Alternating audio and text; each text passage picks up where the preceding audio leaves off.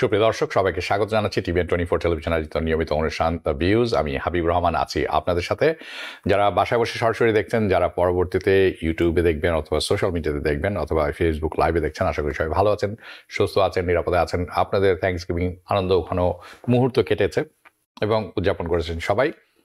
আজকের অনুষ্ঠানটি আমি যেটি করে থাকি মাসের শেষ সপ্তাহ, আমরা নভেম্বরের শেষ সপ্তাহে এসে দাঁড়িয়েছি। আজকে 29 তারিখ। কাজেই হাউজিং মার্কেট আপডেট, যেটি ইতিপূর্বে আমি কয়েকবার বলেছিলাম যে বেশ কিছু তথ্য এসেছে, সেটি নিয়ে কাজ করছি। কাজেই আমরা চেষ্টা করব হাউজিং মার্কেটের বাস্তব চিত্রটি কী এবং অন্যান্যরা অনেকে কি বলছেন, কিন্তু আমরা তথ্যের উপর ভিত্তি করে কথা বলবো। কাজেই আজকের প্রোগ্রাম সমস্তটি হবে হাউজিং মার্কেটের আপডেটের উপর, কিন্তু এর সাথে একটি থাকবে, সেটি হচ্ছে নাইচাতে যারা আছেন অথবা সেকশন 8-এ যারা আছেন তাদের উপর ট্রাম্পের প্রভাব কেমন পড়বে সেটির উপর কিছুটা আলোকপাত আমি করার চেষ্টা করব। কাজেই চলুন তাহলে শুরু করি।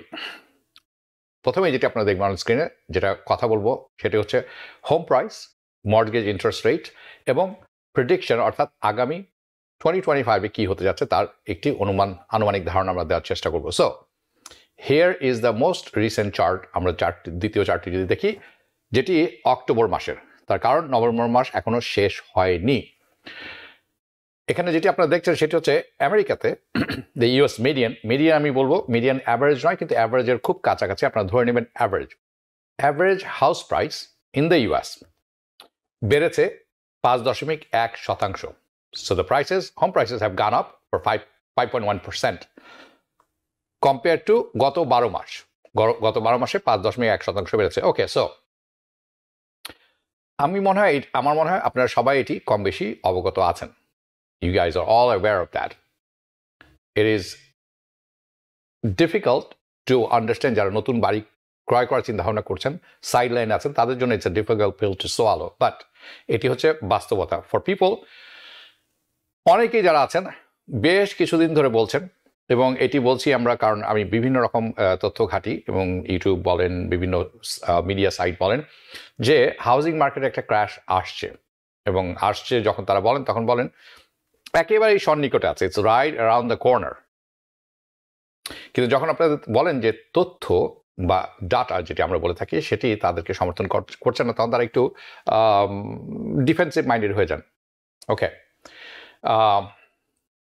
আপনি জানেন যে দ্য হোম প্রাইসেস হ্যাভ গান আপ, বাড়ির দাম বেড়েছে, এই ব্যাপারে কোনো সন্দেহ নেই।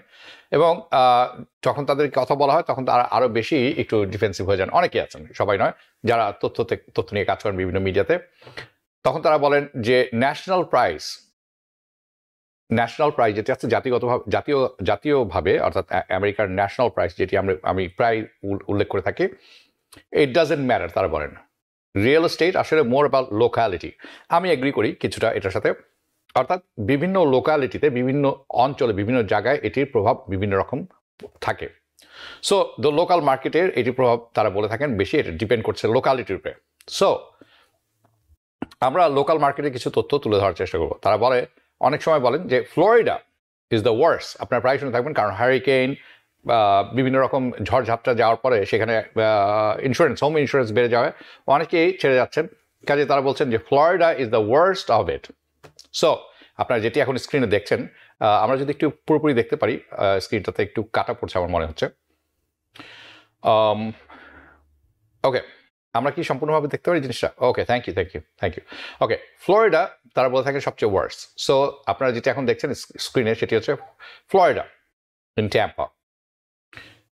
এখানে হোম প্রাইস কমেছে। কতখানি কমেছে? 2.3%। কোনটার সাথে তুলনা করছি আমরা?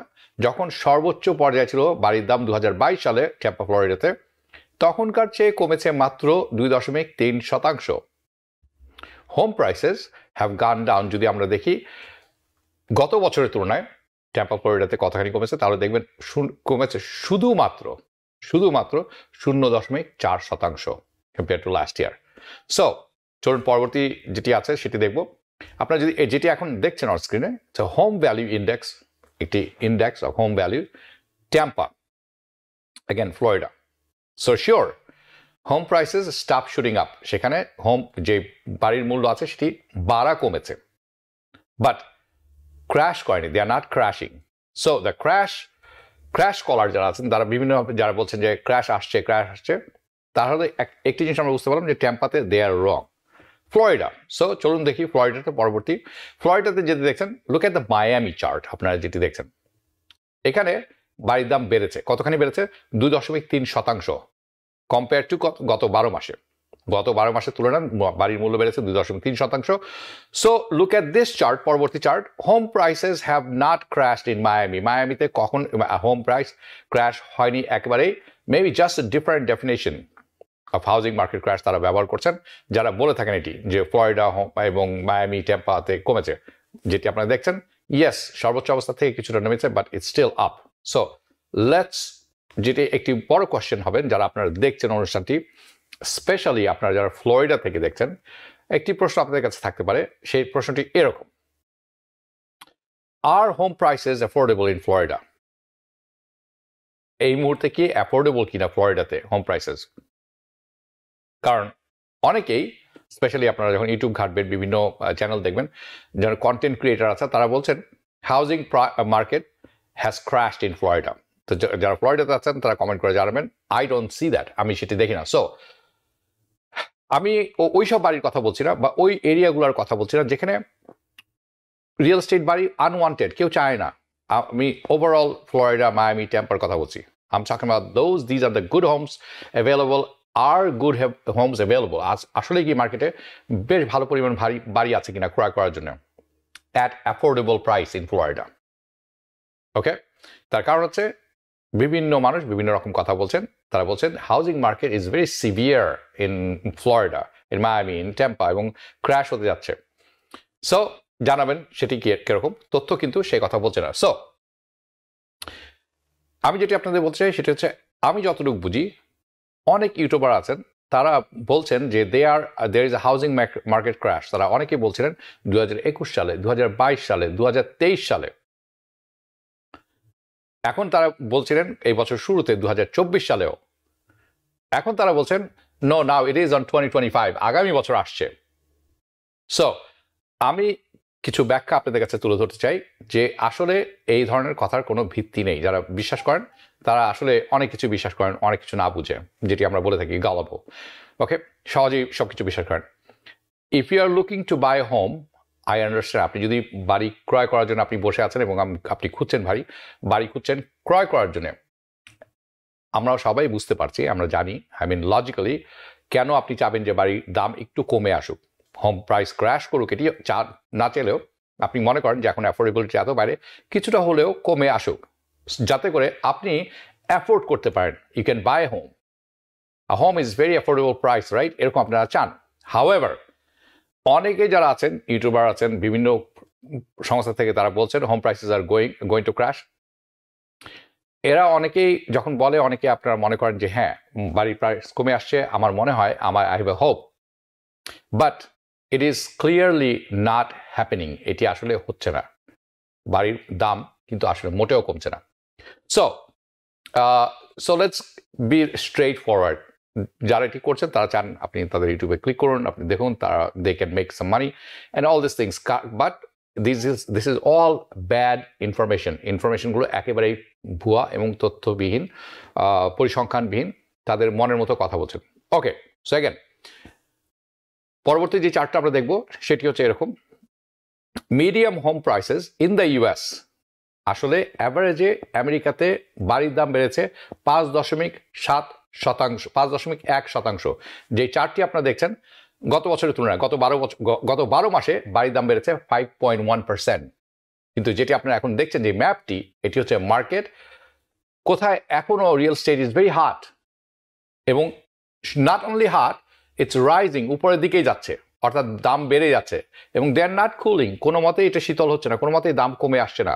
So as you can see, আপনারা যেটি দেখছেন, দের ইজ নো রিলিফ। আপনি যদি দেখেন ক্যালিফোর্নিয়ার দিকে, আপনি যদি দেখেন নর্থ ইস্ট, আমরা যেখানে আছি north east of the country, New York, Boston, Massachusetts, Connecticut, বাড়ির দাম কিন্তু কমছে না। There is no relief.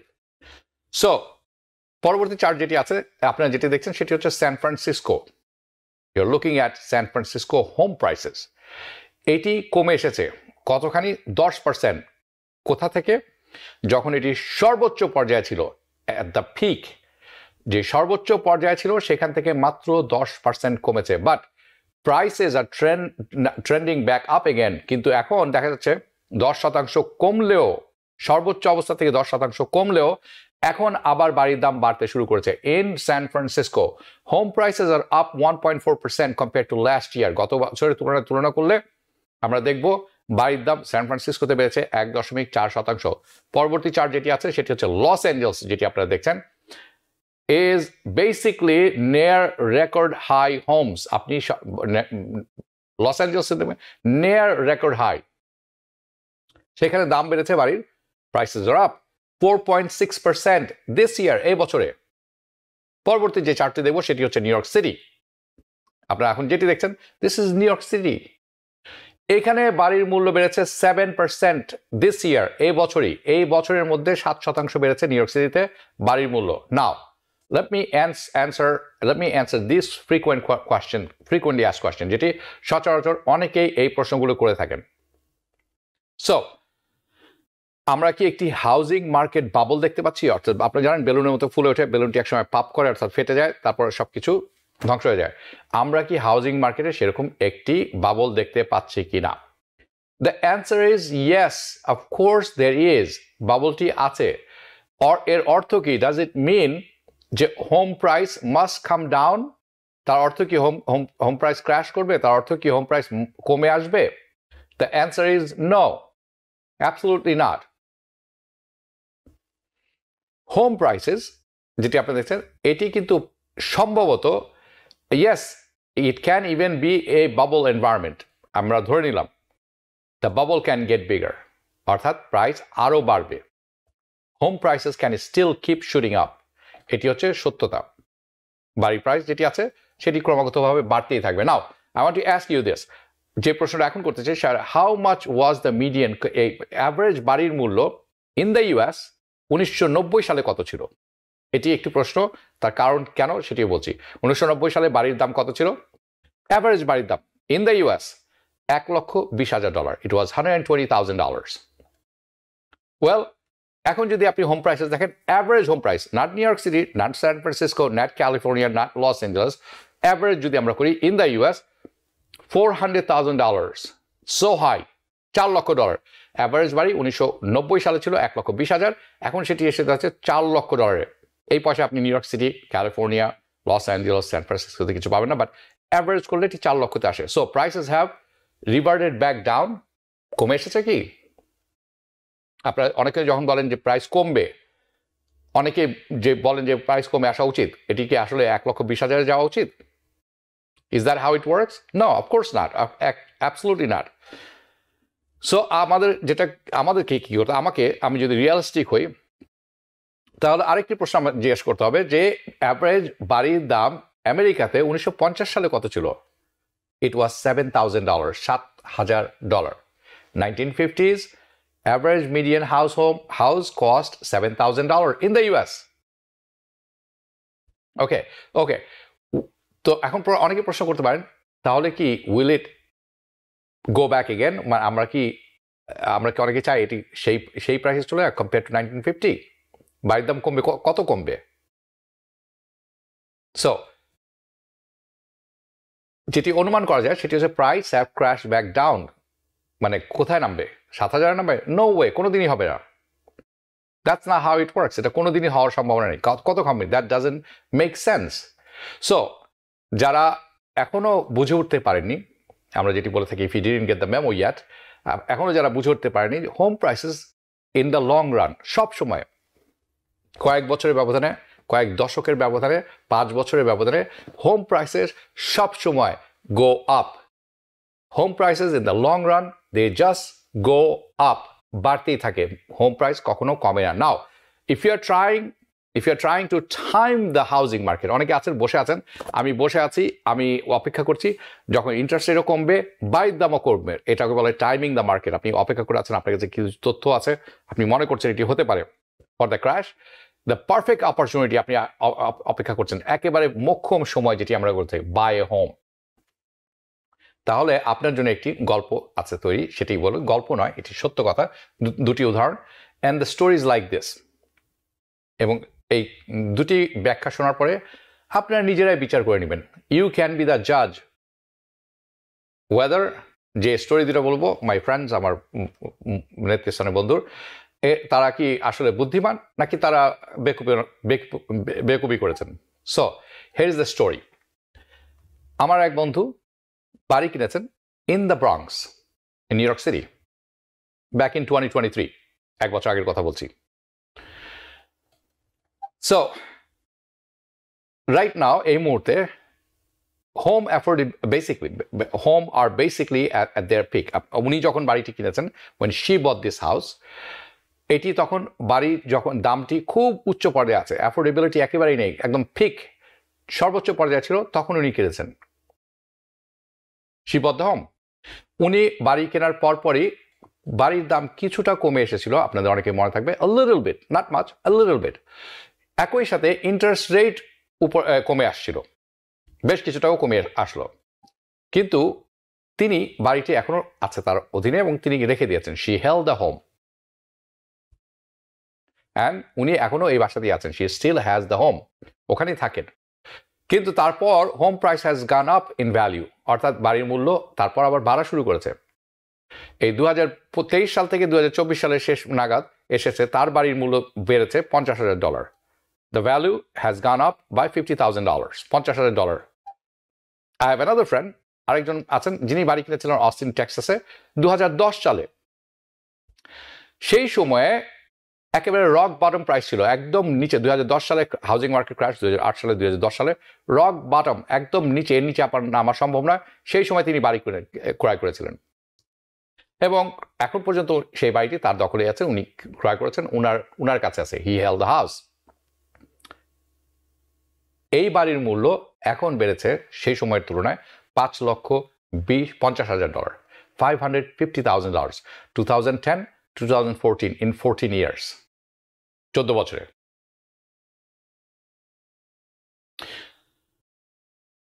যেই ফ্রেন্ডটি বাড়ি কিনেছিলেন ব্যাড টাইমে, খুব খারাপ সময়, নেয়ার পিক, একেবারে সর্বোচ্চ অবস্থায় থাকা অবস্থায় বাড়ির দাম, তারপরও তথাপি তার বাড়ির দাম বেড়েছে $50,000। এখন অনেকে বলতে পারেন উনি যদি আরেকটু অপেক্ষা করতেন, আরেকটু কমতে পারতো, মেবি আরেকটু বেশি লাভ করতে পারতেন। ওয়েটেড ফর দ্য ক্র্যাশ, যদি না কিনে উনি যদি সিদ্ধান্ত নিতেন আমি বাড়ি কিনবো না, আমি ক্র্যাশ পর্যন্ত অপেক্ষা করবো, ইন্টারেস্ট রেট আরও নিচে নামার পর্যন্ত অপেক্ষা করবো, তাহলে উনাকে আরও $50,000 বেশি দিয়ে এই বাড়িটি কিনতে হতো। সো আশা করি আপনারা বুঝতে পারছেন আমি কি বলছি। Do you see what I am saying? Over the long run, লম্বা সময়ের জন্য একটু অপেক্ষা করলে বাড়ির মূল্য বাড়তেই থাকে। Over the long run home prices just go up. And I know our home prices R expensive. আমি জানি এটি এখন ভেরি এক্সপেন্সিভ রাইট নাও। ইয়াস, অ্যাবসোলুটলি, কেউ ডিনাই করবে না। এখন যে বাড়ির দাম কমছে বা কমে আসছে বা বাড়ির দাম বেশি নয়। So just going to get worse in the, আগামীতে কি হবে, what's gonna happen in future, এটি আরও খারাপ হবে, অর্থাৎ বাড়ির দাম আরও বাড়বে। Just going to get worse in future. In the short run আপনি জানেন কি হতে যাচ্ছে। শর্ট রানে বাড়ির দাম বাড়তেই থাকবে এবং শর্ট রানে অর্থাৎ সংক্ষিপ্ত সময়ের জন্য এটি কমবে না। Now let's move on to prediction. চলুন সামনে কি হতে যাচ্ছে সেটি একটু বোঝার চেষ্টা করি। আমি যখন বলছি prediction for home prices in 2025, চলুন দেখে নিই অন স্ক্রিনে। ওকে, আপনারা যেটি এখন দেখছেন এই রেঞ্জটি অনেক ব্যাপক, it's a wide range. Goldman Sachs তারা বলছেন যে বাড়ির মূল্য আগামী বছর অর্থাৎ 2025-এ বাড়বে। কতখানি বাড়বে? 4.4% নেক্সট ইয়ার। কিন্তু মুডি সবচেয়ে বাড়ামে যারা আছেন তারা একেবারে নিচের লাইনে যাচ্ছেন, তারা বলছেন বাড়ির দাম বাড়বে, কিন্তু তারা বলছেন বাড়বে বছরের শেষ নাগাদ এবং এটি বাড়বে কত করে? 0.3%। দুটি পক্ষ খুব এক্সট্রিম, কিন্তু দুজনের মধ্যে মিল হচ্ছে বাড়ির দাম বাড়বে আগামী বছর, কমবে না। দ্য অ্যাভারেজ ফোরকাস্ট, যেটি মাঝামাঝি দেখছেন আপনারা, অ্যাভারেজ ফোরকাস্ট যেটি আছে, তারা বলছেন এবং এটি খুবই গ্রহণযোগ্য একটি ব্যাপার। তারা বলছেন বাড়ির দাম বাড়বে আগামী বছর 2025 সালে 2.6%। In all three occurrences or predictions বাড়ির দাম বাড়ছে, কমছে না। নাও আপনি যদি বিশ্বাস করে থাকেন যে American are going to struggle next ইয়ার, আমরা যারা আছি এখানে আগামী বছর, আপনারা জানেন যে নির্বাচন শেষ হয়ে গেছে, নতুন প্রেসিডেন্ট আসছেন এবং অনেক কথাই আমরা শুনছি। উনি ক্ষমতা গ্রহণ করবেন আর মাত্র 60 দিনের মধ্যে, 60 days, 54 days এক্স্যাক্টলি। সো অনেকেই কি স্ট্রাগল করবেন কিনা? Are Americans going to struggle next year? That there is going to be many foreclosure, অনেক ফরক্লোজার হতে যাচ্ছে কিনা? হোম প্রাইস যেটা আছে সেটি কি প্লামেট হতে যাচ্ছে, নিচে নামতে যাচ্ছে কিনা?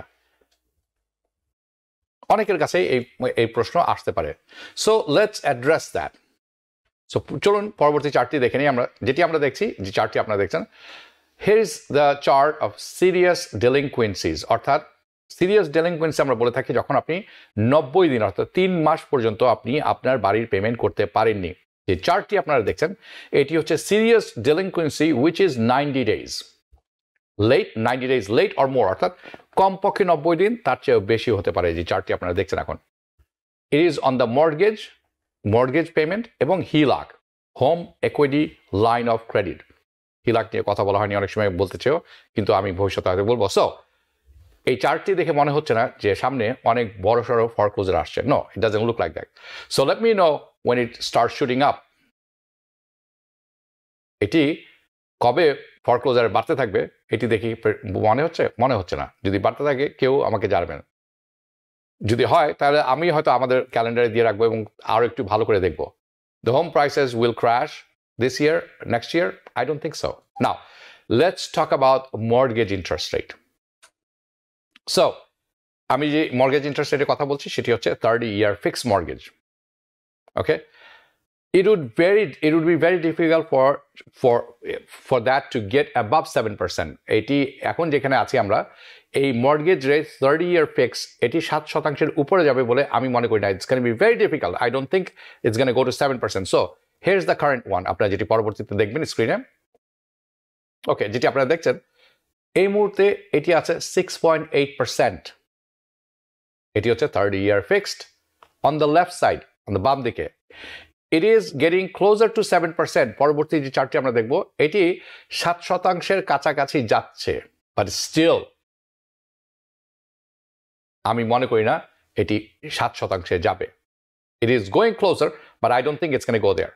We should see a reversal. যদি কোনো কিছু হয়ে থাকে আমি মনে করি আগামী বছর 3-4 মাস পর এটি আরো কমে আসবে। Interest rate, fixed 30-year fixed mortgage কথা বলছি। The situation is that the mortgage rate, পরবর্তী যে চার্টটি দিয়ে আমরা দেখি, mortgage রেটের সাথে হাতে হাত ধরে একটি জিনিসের সম্পর্ক আছে, it's correlated with interest rate, সেটি হচ্ছে under 10 years treasury yield. Treasury yield যেটি আছে সেটির সাথে 30-year fixed mortgage-এর একেবারে ওতপ্রোত সম্পর্ক, এবং যেটি আপনারা দেখছেন সেটি হচ্ছে treasury yield. Yes, টেম্পোরারি গত 2 সপ্তাহ আগে আমি উল্লেখ করেছি এটি উপরের দিকে ওঠা শুরু করেছিল, কাজেই ইন্টারেস্ট রেটও বাড়া শুরু করেছিল, বাট এটি ছিল টেম্পোরারি একটা বাউন্স, এবং আমি মনে করি এটি থেমে যাবে এবং এটি পরবর্তীতে ডাউনওয়ার্ড ট্রেন্ড অর্থাৎ নিচের দিকে নামতে শুরু করবে। So I understand the mortgage rates are not falling as quickly as borrowers would like to, অর্থাৎ আমরা যেভাবে আশা করছি যারা নতুন বাড়ি কেনার চেষ্টা করছেন অথবা রিফাইন্যান্সের কথা চিন্তা করছেন, যতটা তাড়াতাড়ি সম্ভব দ্রুত সম্ভব নেমে আসবে বলে আমরা ধারণা করছিলাম, এটি অত দ্রুত নেমে আসছে না। However it is very clear যে এটি স্লোলি নিচে নেমে আসবে, মর্গেজ ইন্টারেস্ট রেট কমে আসবে আগামী 2-3 মাসের মধ্যেই। সো 2025 চলে আসছে খুব কাছাকাছি। 2025 ইজ অ্যাপ্রোচিং ভেরি কুইকলি, কারণ আমরা আজ নভেম্বর 29। সো আমি সেম প্রেডিকশন তৈরি করবো যেটি 2025-এর জন্য, যেরকম এই বছরের শুরুতে অথবা 2023-র শেষে আমি করেছিলাম, অ্যাজ আই ডিড ফর 2024। 2024-এ আমি বলেছিলাম যে হোম প্রাইস বাড়বে, কিন্তু একটা slow grind upward. Home price বাড়বে কিন্তু রাতারাতি বাড়বে না, এবং এটি স্লোলি উপরের দিকে যাবে, slow grind upwards. It is going to be very uneventful. এমন কোনো চমকপ্রদ তথ্য থাকবে না রিয়েল এস্টেটে যেটি সবাইকে হকচকিয়ে দিবে। ক্র্যাশও না, আপওয়ার্ডও না, very uneventful year. No housing market crash, nothing in 2024। সেটা অনেকবার আমি বলেছিলাম। সো দ্য ইনস্টিটিউশন, যেই সংস্থাগুলোর চার্ট কিছুক্ষণ আগে আমি আপনাদেরকে দেখালাম, just I show the chart, the prediction, তারা প্রেডিক্টিং করছেন, তারা বলছেন স্মল রাইজ, অল্প হলেও বাড়বে। কেউ বলছেন 4.4%, অ্যাভারেজ হচ্ছে 2.6%, কিন্তু কমপক্ষে 0.4% অনেকে বলছেন, 0.3%। So 2% to 2.6%, and I agree. আমিও এটির সাথে আমি এগ্রি করি এবং ডাটা তথ্য সবই এটিকে সাপোর্ট করে। It's going to be same story basically. What happen in 2024, same thing is going to happen 2025-এও। Is going to be low inventory, অর্থাৎ সাপ্লাই কম থাকবে। আপনার পছন্দের তালিকায় যত বাড়ি থাকতে পারে সেই সংখ্যক পরিমাণ বাড়ি অ্যাভেলেবল থাকবে না মার্কেটে, অর্থাৎ ইনভেন্টরি থাকবে low, supply of the houses will be low. It is going to be locking effect. আরেকটা লকিং এফেক্ট যখন আমি বলে থাকি, যারা বাড়ি কিনেছেন 10 বছর আগে কমপক্ষে, তারা সবাই 3.3 to 3.5%-এর নিচে আছেন ইন্টারেস্ট রেট। এখনকার 7% বাড়ি বিক্রয় করে তারা 60% ইন্টারেস্ট রেটে নতুন করে বাড়ি কিনবেন, আমি সেটা মনে করি না। এটাকে বলা হয় লকিং ইফেক্ট। তারা লক করে রেখেছেন লো ইন্টারেস্ট রেট, সেখান থেকে তারা বের হবেন না। কাজেই নতুন করে বাড়ি আসবে, supply in the housing market, I don't think so. The federal reserve, তাদের কিন্তু আগামী বছর মনিটরিং পলিসি, যেটি অর্থনৈতিক যে পলিসি হয়ে থাকে, সেটি হবে বেশ ঢিলাঢালা। It's gonna be a loose monetary policy. এবং তার কারণে ঋণ পাওয়া, ইন্টারেস্ট রেট কমে আসার দুটিই সহজলভ্য হবে। কিন্তু ওভারঅল এই বছরটি হবে আনইভেন্টফুল। খুব বড় কোনো চমকপ্রদ জিনিস আপনারা আশা করবেন না। No housing market crash, no housing market super boom, nothing. It's going to be no housing market crash in 2025. So যারা অনেকে আশা করেন যে হাউজিং মার্কেট ক্র্যাশ না হলেও কিছুটা কমে আসুক, আর একটা হাউজিং মার্কেট ক্র্যাশ আসুক, there simply needs to be more home available. অনেক বেশি পরিমাণ বাড়ি মার্কেটে থাকতে হবে সেলের জন্য। চলুন পরবর্তী চার্টটি দেখে নেই। যে চার্টটি আপনারা দেখছেন, ইটস মোর সাপ্লাই, অনেক সাপ্লাই থাকতে হবে, বিপুল পরিমাণ ইনভেন্টরি থাকতে হবে। যে পরিমাণ ডিম্যান্ড আছে তার চেয়েও বেশি। So you need more supply than demand. The number of homes available, এই মুহূর্তে যত বাড়ি available আছে in the United States, by the way, তার সংখ্যা হচ্ছে 1.8 million. So average বাড়ির সংখ্যা, বাড়ি available থাকে বিক্রির জন্য 2.5 million, 2.25 million. যদি আমরা 2.25 মিলিয়ন যাই সরবরাহের ক্ষেত্রে, এটাকে বলা হয় we are back to normal level. আমরা নর্মাল লেভেলে নাই, আমাদের বাড়ির সাপ্লাই সংকট আছে। That's not even crash level. So it's long way to go. Inventory বাড়ার ক্ষেত্রে we have a long way to go.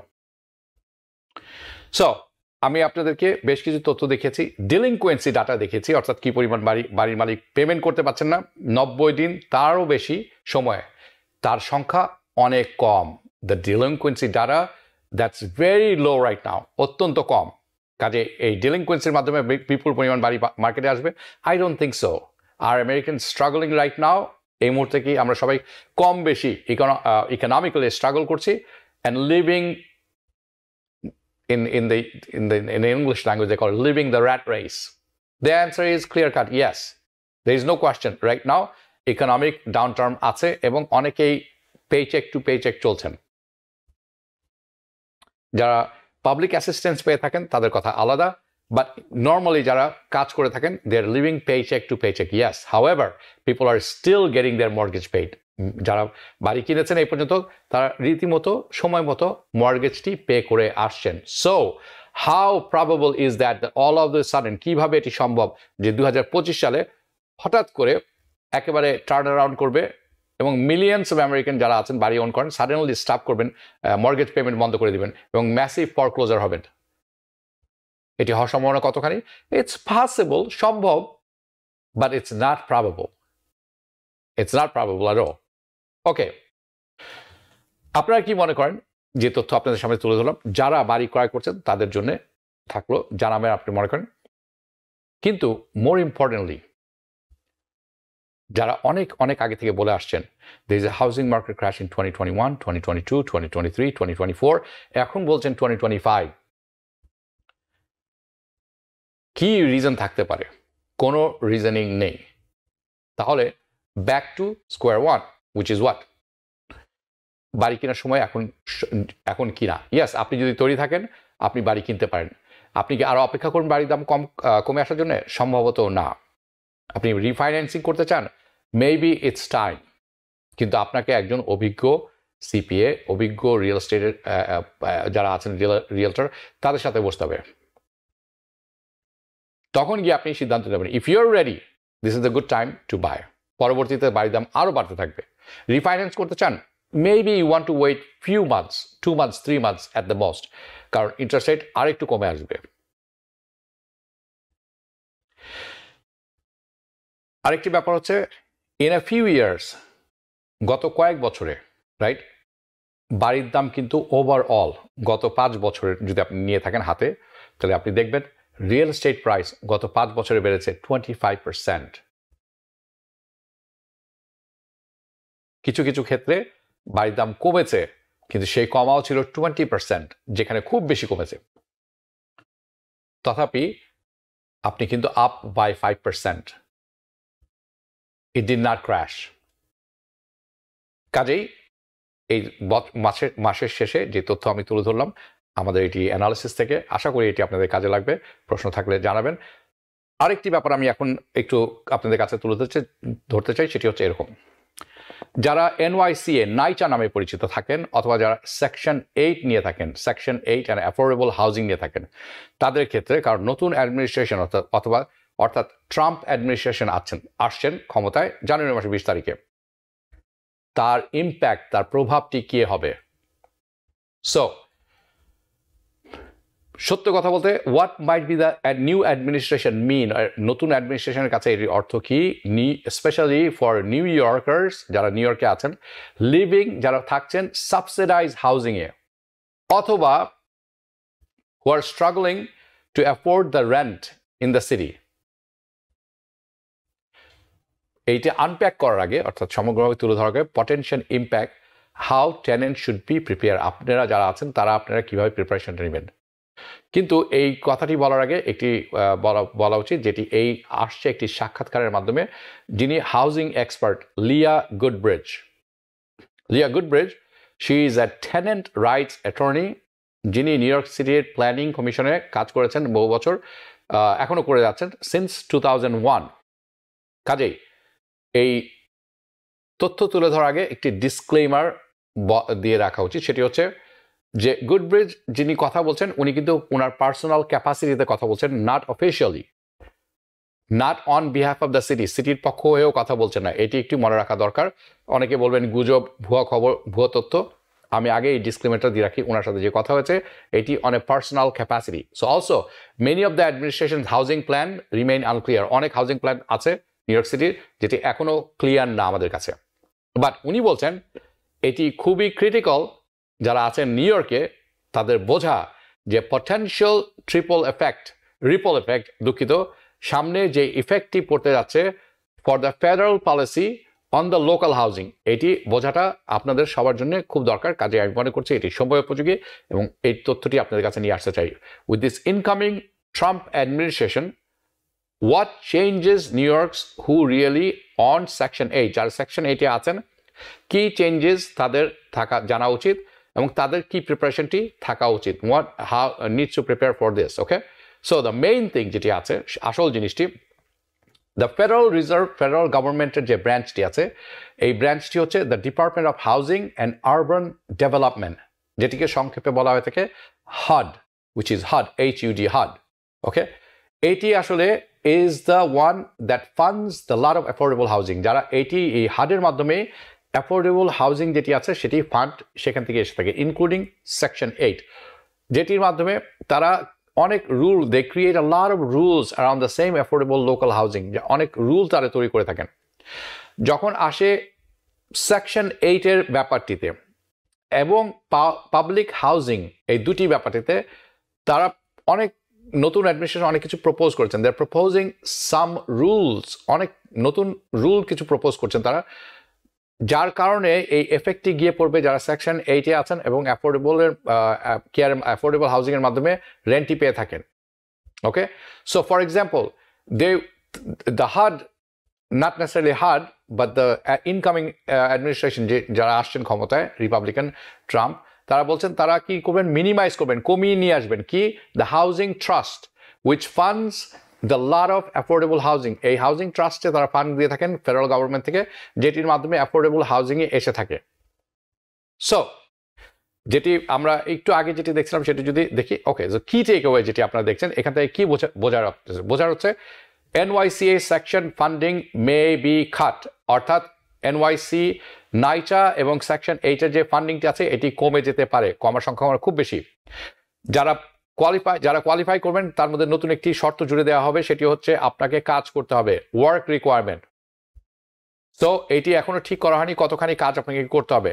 নাইচা section 8 recipient যেটি আছেন তারা কোনো মতে তাদের সাথে আনডকুমেন্টেড কেউ সেম বাসায় থাকতে পারবে না। It could be your husband, it could be your daughter, it could be আপনার ছেলে মেয়ের সাথে আপনি থাকছেন তারা পেয়েছে, অথবা আপনি আনডকুমেন্টেড। এই 3টে রুলের কথা আমরা শুনেছি, এটি এখনই জানানো উচিত, আপনাদেরকে জেনে রাখা ভালো। পরবর্তী যেটি আছে তাহলে আপনি কি করতে পারেন, আপনারা এখন যেটি দেখছেন অন স্ক্রিনে হাউস হোল্ড চেঞ্জেস আছে, যেই চেঞ্জেস আছে এই পরিবর্তনগুলো আছে, এইটির কতগুলো যেটা হাউস হোল্ড চেঞ্জেস হচ্ছে report any changes in your house hold. আপনার যেই পরিবর্তন আসুক তারা সুযোগ খুঁজবেন যে কোনোভাবে আপনাকে বাদ দেওয়া যায় কিনা। কাজে আপনার যদি কোনো পরিবর্তন এসে থাকে অ্যাপ্লিকেশন ফাইল করার পরে এখন আছেন, এই চেঞ্জটি আপনাকে অথরিটিকে রিপোর্ট করতে হবে। যদি আপনার ইনকাম চেঞ্জ হয়ে থাকে নোটিফাই হাউজিং অথরিটিস, আপনার হাউজিং অথরিটিকে এটিকে আপনি জানাতে হবে যে আপনার ইনকাম কমেছে বা বেড়েছে, কমলে অসুবিধা নেই, বেড়েছে। Minor or temporary changes in the lead to termination from the subsidies program, আপনার এই চেঞ্জগুলো যদি সময় মতো না জানান এবং সেটি যদি আপনার লিজ ভায়োলেশনে পড়ে তারা টার্মিনেট করে দিবে, শেষ করে দিবে আপনার সেকশন 8। কাজেই এইটি আপনি জেনে রাখবেন। আরেকটি সজাগ থাকবেন, রিপোর্টিং মে ইম্প্যাক্ট রেন্ট ক্যালকুলেশন। এই রেন্ট ক্যালকুলেশনটা কীভাবে হয়ে থাকে আপনাকে জেনে নিতে হবে। আপনি অভিজ্ঞ কারো সহযোগিতা নিতে পারেন, অনেক সোশ্যাল ওয়ার্কার আছে, সেটি আমি আগামী সপ্তাহে বা তারপরের সপ্তাহে তুলে ধরবো, সেখান থেকেও নিতে পারেন, যাতে করে আপনি তারা না বলে যে আপনি ডিসক্লোজ করেননি, আপনি বলেননি, কাজে আপনি রিস্ক করে আপনি রেন্ট ভায়োলেশন করেছেন অথবা রিকোয়ারমেন্ট ভায়োলেশন করেছেন, এই সমস্তই কিন্তু প্লে আউট করা হবে। কাজে আমি আশা করছি এই তথ্যটি আপনাদের জানিয়ে রাখা দরকার। পরবর্তীতে ইটস এ ডেভেলপিং স্টোরি, আরও তথ্য আপনাদের কাছে তুলে ধরবো এবং সেটি আরও ব্যাপকভাবে তুলে ধরবো। আজকে এই পর্যন্ত থাকলো, সবাই ভালো থাকবেন, দেখা হবে পরবর্তী অনুষ্ঠানে। শুভরাত্রি। TBN 24 টেলিভিশন দেখতে আজই কল করুন 7187776556। লগ ইন করুন www.totalcablebd.com। নিউ ইয়র্ক থেকে সম্প্রচারিত TBN 24 টেলিভিশন বিশ্বজুড়ে বাঙালির কণ্ঠস্বর।